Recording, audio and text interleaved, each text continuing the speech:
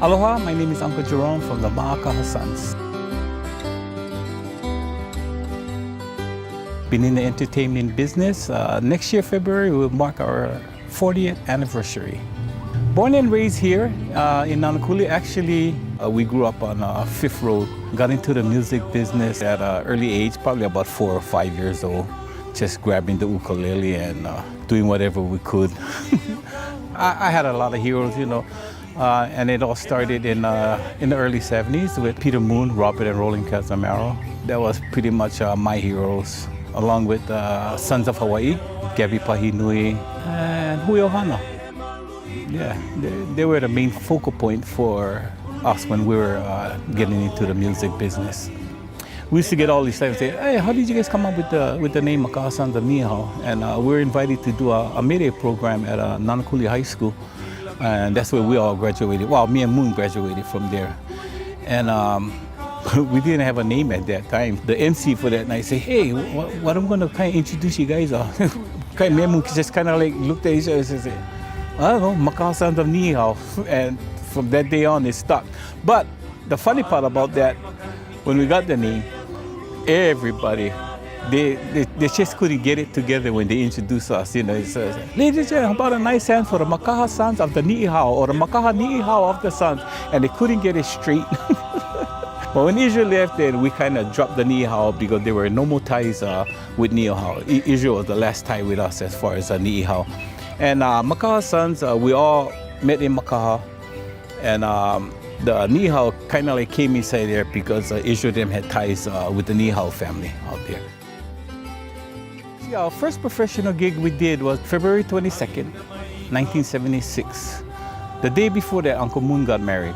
The day after that, Sunday, we did our first gig, and it was a place called Uptown Yoko's. You know, they wondered how we got so popular. And we used to tell them we did a lot of funerals. It's kind of sad, but it's kind of funny at the same time. Say, oh, how are you guys getting popular from that? People just used to ask if we did weddings, or we did baby parties, or we did luau's, graduations. Yeah, so in the early 70s, we did it all. When we finished our first album in 1976, she kind of like put all us together and said, well, now you guys got an album out. Where do you see the group 5 years from today? And I kind of just blurted out, say, you know what, I'm not looking at 5 years, I'm looking at 20 years. Let's say 20 years, I like to see Makaha Sons in Carnegie Hall. And I don't know, by a stroke of luck, 20 years later on the date, man, in early May 1996, yeah, we performed in Carnegie Hall. Yeah, not once, twice, but 3 times we got to do that wonderful place.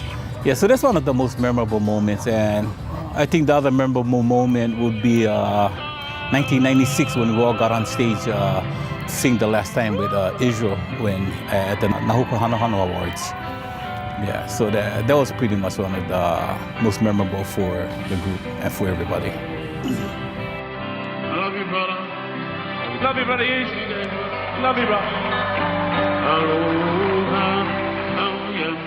Going back to 1975, Israel and the family moved to Makaha from Kaimuki.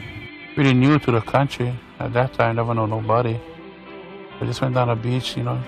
And then I met Jerome Koko down there on a picnic table. You know, I was playing ukulele. Brother came by, played a couple of songs, then we met each other. Went up to him, introduced myself, and he introduced himself. And I told him to come over later that night because we were having a small party, and and pretty much we all did the same music. So he came over. And then we went back to their house where they were staying. And so Moon was. I told him, oh, my brother played music too. So I went home, called my brother Skippy. Then we went over the house and started playing music, just jamming, backyard, just playing music for fun and stuff. When they came with their, their Hawaiian contemporary music, it was exciting because he said, wow, this is a new approach. It was a really good match. Yeah.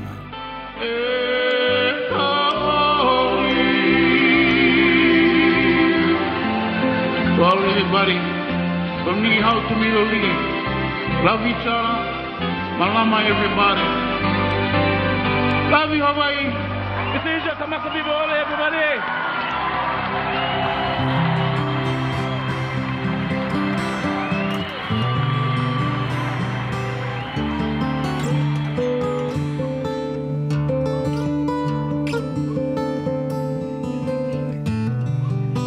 A lot of good young musicians and entertainers coming up now. When we was playing in the early 80s, believe it or not, we were like 70% reggae music to 30% Hawaiian music. Yeah, then after we released a CD called Puanaho Meke Aloha, we kind of just like focused back and looked and said, there's nobody else doing, traditional Hawaiian music, and that's what we were born and raised to do. And in a whole year and a half, we kind of like just turned the whole show around and kind of like went 90% traditional Hawaiian music and 10%, the other stuff. So for all the kids that are looking up now, I know it's a hard business to get in, whether you're doing reggae or whether you're doing traditional, but I say, hey, just get in here, be humble, and keep it simple. And I think it will go a long, long way.